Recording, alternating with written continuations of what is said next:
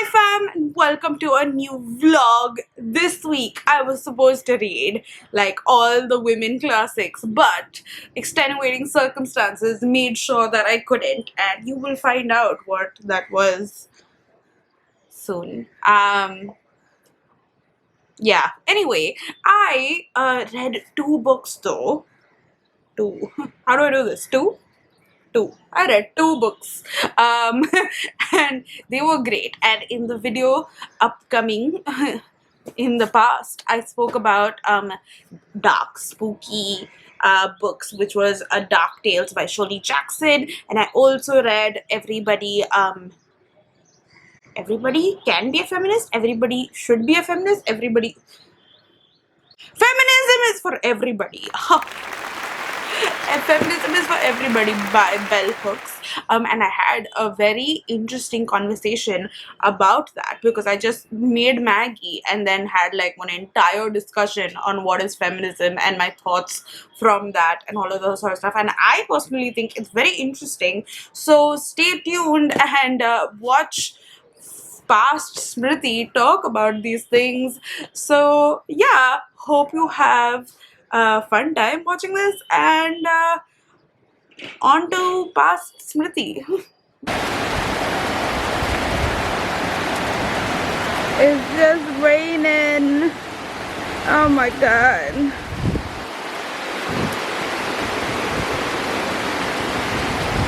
Hello and welcome to Tuesday. I didn't vlog yesterday because I was just feeling a little down for reasons. Getting back into books. I have almost finished one book, which is amazing. I have been actually reading The Dark Tales by Shirley Jackson, and it is a collection of short stories of horror books. And horror is something that I don't really read often, honestly, because I am the biggest scaredy cat on earth. Like, I get scared with anything.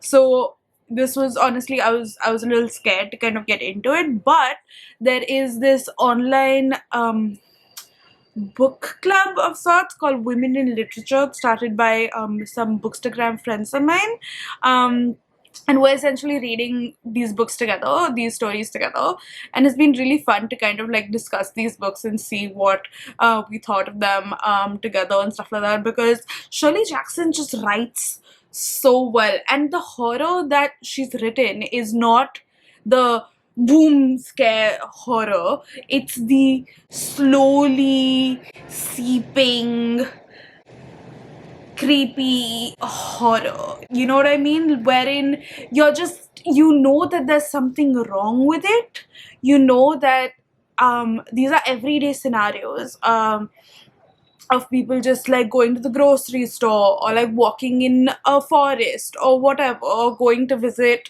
a friend's house, but you just know that there are some things that you read and you're like, oh damn, something's gonna happen, I don't know what's gonna happen, but it's not right, and it's just that type of horror, which I don't know what's worse, because you're just like, could this happen to me? But yeah, so that's just what we've been going through, and my Kindle battery is low, so I am waiting for it to charge first, and then I'm gonna read the last story and then I'll be done. Yay! So yes, I haven't finished the books, but writing supreme, amazing, very easy to read, very accessible writing, short stories, not all of them are great, though I would say I enjoyed all of them, but I loved like say 60% of them, which I think is great, it's superb. And yeah, eerie, dark, as I said, not dark specifically, just it's like light horror, which is just the right amount of horror that I want in my life. But yeah, I am gonna finish this book and then I'm gonna get I think I'm gonna be arranging my bookshelf and doing a lot of work on my computer. So what I'm gonna be doing is I think I'm gonna be listening to the audiobook of Feminism is for Everyone by Bell Hooks, because I don't have the actual copy of the book as well. So while I'm working and doing mindless stuff, I will be listening to the book. So that'll be fantastic, and I will come back next time with my thoughts. Okay, bye. Hello. So it is much later now, and I have done a lot of my work that I was doing. And I have finished Dark Tales. I enjoyed it. It was just mucho fun. I think I gave it about 4.5 stars or 4 stars.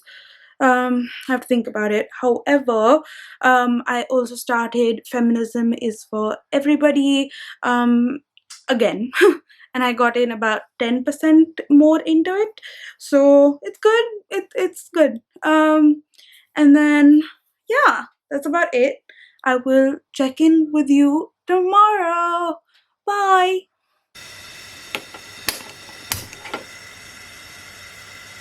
Hello and welcome to 5:30 in the morning. I feel like I should insert that meme or whatever video that goes like, and in this moment she knew she fucked up or whatever. Cause yeah, basically I wanted to sleep at an okay-ish time. That did not work because I didn't eat dinner.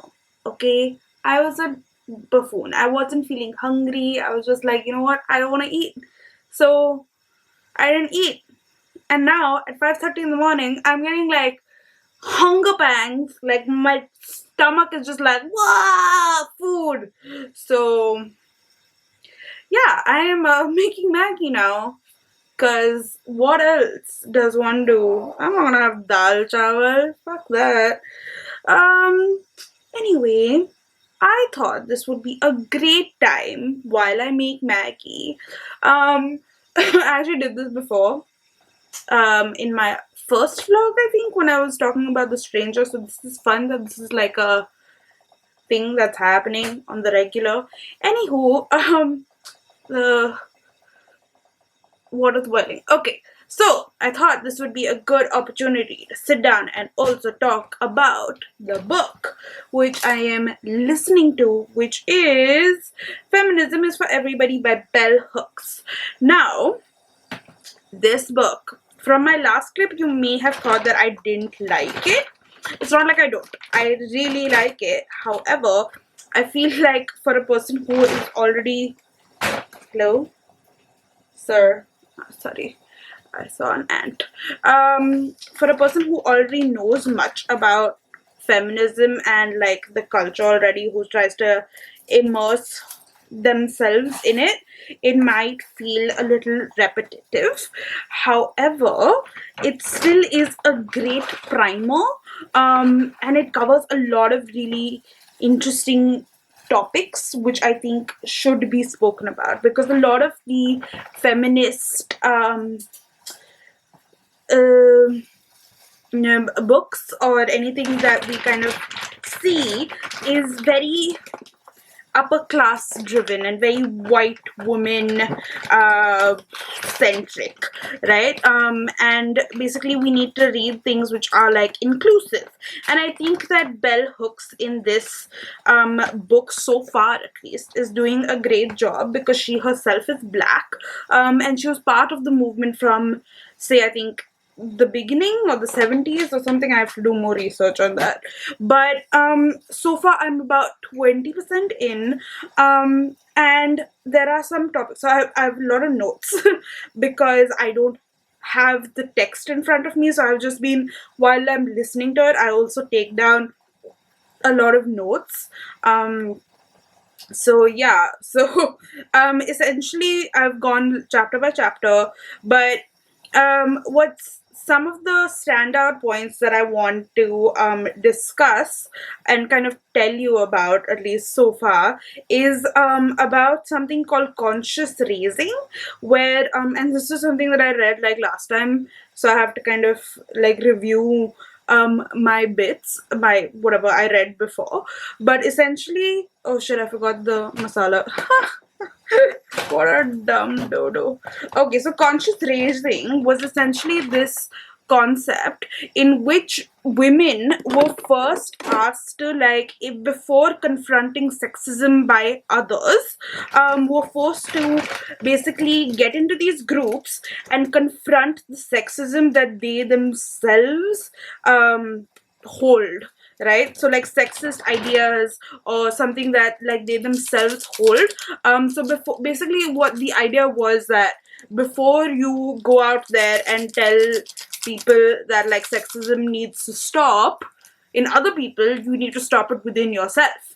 And I think that's great. And they used to actually form these groups called the conscious raising groups, and talk about it. And I thought that was amazing. Like, wow, I feel like we need more of that, because I think we just don't realize how sexist we can be between ourselves as well as women, and we've seen that a lot with just generally, now that we have social media and people can say whatever the fuck they want within like 480 characters, you know what people mean and what they have to say. Another topic which I thought was interesting was about the whole reproductive rights. And this is something that got my attention because essentially I didn't realize why this whole, like, so okay, so we know that one of the first few topics that feminists in the 70s etc were, and when that whole movement came about, one of the things that they were most passionate about was about like reproductive rights, abortion, etc. That became a big thing, right? But I never put two and two together, which was that in the 70s there was a lot of that free love movement going on, wherein like people was just like sexual agency was like out there and they would just like sleep with whoever you want, etc. However, there was no like good sex education that was given. There was no like good contraceptive safety. All of that was not given to women. Hence, a lot of them had to deal with unwanted pregnancies or with had to do abortions, and a lot of them were not legal abortions, so then it ended up quite badly, right? So that was the sort of how it kind of started as well, how abortion became such a big part of the conversation around feminism. And yeah, that was interesting. And also another thing, so that was that. And then another topic which I thought was interesting was about clothes, and how bras, right? So like essentially the standard that was put on women was that you have to wear a certain clothes. Like you have to wear skirts, you have to wear dresses, you can't wear pants, and you have to wear bras, which were at that point of time weren't created in a way that was comfortable for women. It was, like it hurts sometimes. Most of the bras still are annoying, to be honest. But yeah, but it was a must. There was no such option as not wearing one. And I feel like then they just said, you know what, fuck that. This is not comfortable for us. It's not conducive. People said bras can go to hell. And that's one thing. And another thing was that they were like, you know what, like if we have to work, we can't wear fucking skirts and like dresses because this is not conducive to working environments. So then that was that. And I feel like I was like, damn, like I completely took a lot of this for granted. And then there was this one line which I loved, which is which spoke about generally like magazines and how you have to make sure that you're Yeah, okay, wait, I'm just gonna tell you the line was. It was, to critique sexist images without offering alternatives is an incomplete intervention. And I'm like, that's right, because you'll say that, hey, I think that this is wrong. However, you do need to give solutions as well and say, like, what is then right according to you? Because otherwise, people just might choose another sexist idea, and then what's the freaking point of that, you know? Wow, this is just gonna be a rant. Not a rant, but this is just gonna be a conversation about me talking about feminism. Um, but Maggie's almost over, so that's cool. But yeah, no, so far I'm only 20% into the book and I have so many thoughts. So I'm definitely really liking it because, and I definitely think that it is a book that should be listened to, read by people. And if not this book, then there are like 50 million other feminist books that you can kind of watch. I just put butter. Read and just educate yourself because it's important. And yeah, that's about it for now. My Maggie is almost done, so I'm hungry. I'm gonna eat and then go to sleep. What is this? Okay, I will talk to you later. There needs to be a certain level of completion in a single book. I find it a little bit annoying when I don't like the first book in the series and the answer is like, no, you have to read like 3 more before it gets good. Like, I get it. I've invested in those series before and it's something that I will. Hello! I have finished my second book of the week and I'm so excited. I finished Feminism is for Everybody by Bell Hooks and I really liked it. As I said in my previous clip, I thought the book was something that I had personally read before because I have kind of been seeking out these texts for about feminism. However, the whole point of why she wrote this book, which she stated in this as well, is that she wanted the book to be super accessible because a lot of the other feminist texts that we've seen are very like academic. So she just wanted it to be for everybody. Hence, feminism is for everybody. We get it now. We connect the dots. It's great. Anyway, apart from all the things that I mentioned in my previous clip where I spoke for quite a long period of time, there were multiple things that I wanted to kind of touch upon. However, the biggest one is that men need to be feminists. And there's a line in this which says, all the women in the world could be feminists, but if men remain sexist, our lives would remain diminished. And that's true, because like no matter how much we might try, if men are not on our side, then there's no winning it, because for equality to happen, both need to agree, and which is why this book needs to be read by men.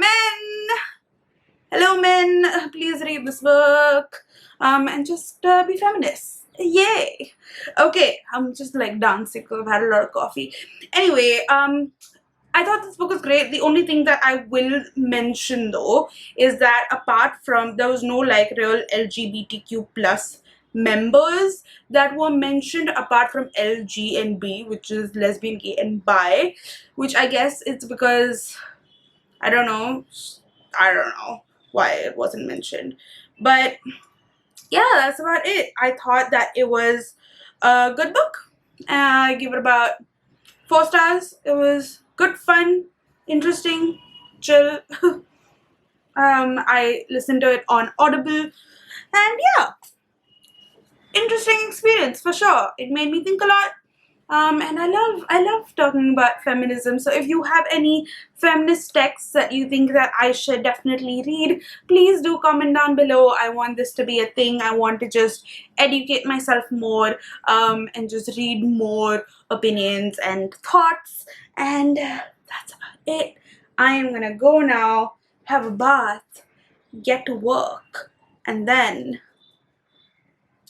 I don't know what I'm gonna do. We will see. Alright, but you will find out soon enough because it'll be in the next clip. Okay, bye! Hello and good morning. I am here with good morning. What?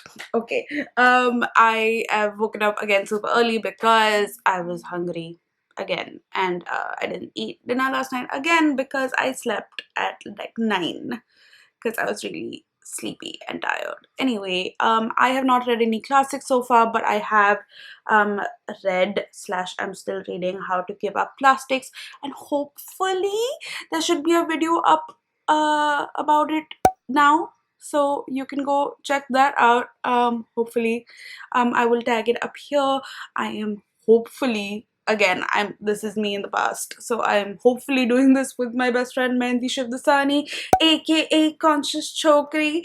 But let's see how that goes. I'm enjoying it so far. I think it's a really simple read, and I'm like flying through it. So you will see more thoughts about this here, but I am still going to read some classics today. And before that, I want to eat my Maggie because it's getting cold. So I will talk to you later. Bye. Hi. Good night. It is Friday night now, and to be honest, since I spoke to you, I haven't really read much, not for the lack of trying, but just something has happened, and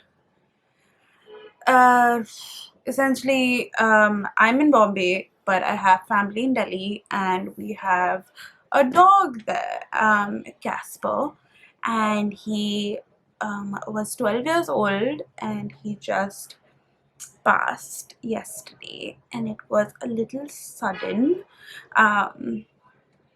So we're just all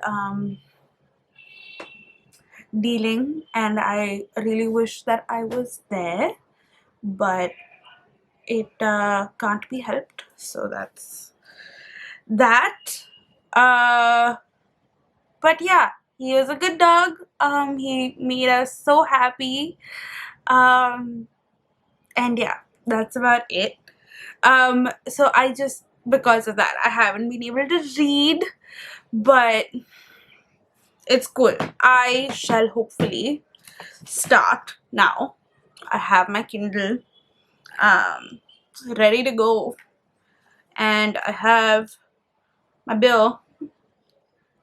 So let's see how this goes. I think it should go well. I'm gonna actually, so I've picked out my most anticipated read of all the classics to hopefully just get me there, and that is Parable of the Sower by Octavia E. Butler. It is a dystopian novel, and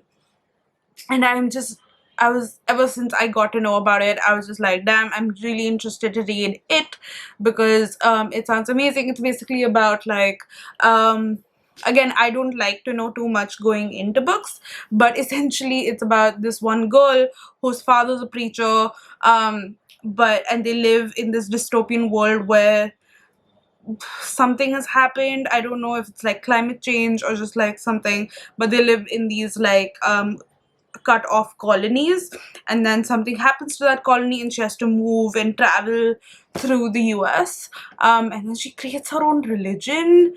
I don't know, but it just sounds so fantastic, and I've heard nothing but good things. So hopefully this book should be the one that gets me to read, because I think I need some reading and happiness in my life. Other than that, all good. Yeah, I'm gonna go now. Cheers.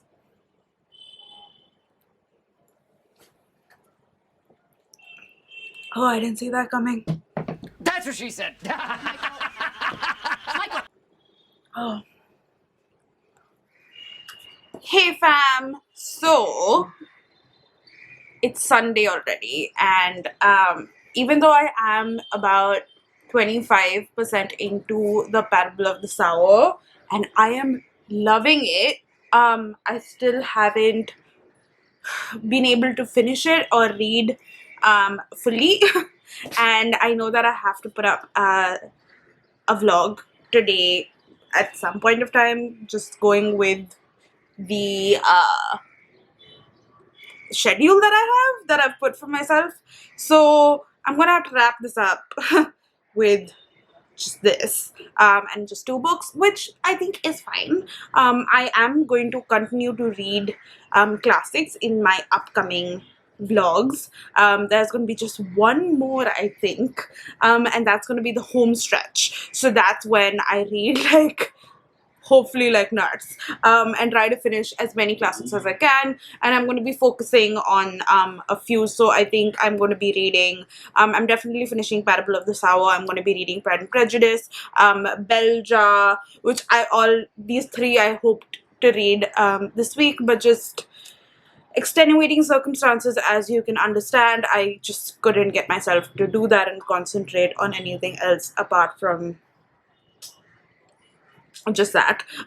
So yeah, and then I'm also going to be reading Midnight Children finally, and then I'm actually going to put a list of books down below, which in my description, so it'll be great if you could go through that list maybe and then see what you think would be like a great read, and books that I should definitely read in this upcoming week, before my birthday, before I turn 30. So yeah, that's the plan.